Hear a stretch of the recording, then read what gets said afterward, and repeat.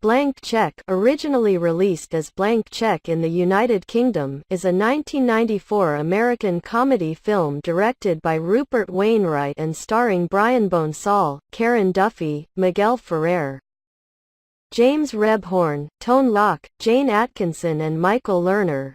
It was released on February 11, 1994 by Walt Disney Pictures. On a rainy night, convicted bank robber Carl Quigley, Miguel Ferrer, escapes from prison and heads to a warehouse to recover a hidden safe box containing $1 million, which he hid there sometime before his arrest.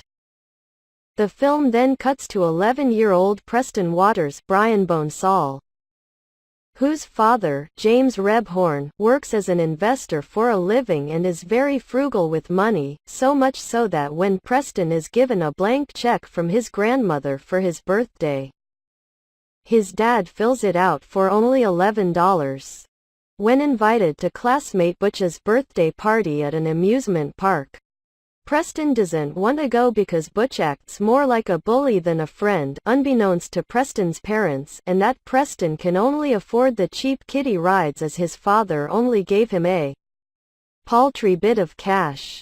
Quigley visits bank president Edward Biderman, Michael Lerner, in his bank office to discuss his plan. As the stolen money was consecutive and traceable, Biderman is to exchange the marked bills for unmarked.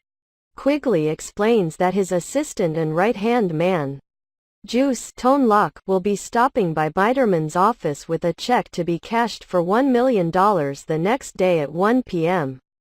After the meeting, Quigley runs over Preston's bicycle in a Jaguar XJ while Preston was riding out of the bank's parking lot chasing after Butch, who stole his birthday check. Pressed for time as he sees a police car patrolling the area, Quigley, posing as a realtor, gives Preston a signed blank check and tells him to give it to his dad so they can buy him a new bike. Instead, Preston fills out the check for $1 million by printing it on his computer. He goes to the bank the next day and is directed to Biderman's office by a teller, as the teller thought Preston was joking and she could not cash a check that size herself. Mistaken that Juice has arrived, Biderman cashes his check with $1 million from a safe behind a painting. As Preston is leaving the bank, the real Juice enters Biderman's office with another check for $1 million.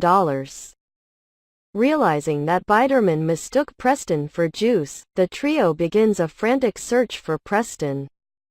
Meanwhile, he embarks on an extreme shopping spree over the course of 6 days, buying a castle-style house by outbidding Quigley using the voice box on his computer over the phone, along with many other expensive items, limousine service, go-kart track, water slide, etc. He spends $999,667.83 of the original $1 million. Preston covers himself by saying he is making these purchases for a millionaire known as Macintosh, named after the brand of Preston's computer, who lives in the Castle House. He also makes friends with his limo driver Henry. The entire time, Preston was being investigated by FBI agent Shay Stanley, Karen Duffy, working undercover as a teller at Biderman's bank and Preston's crush, for money laundering, as the bills he was using to make his purchases were Biderman's watermarked ones.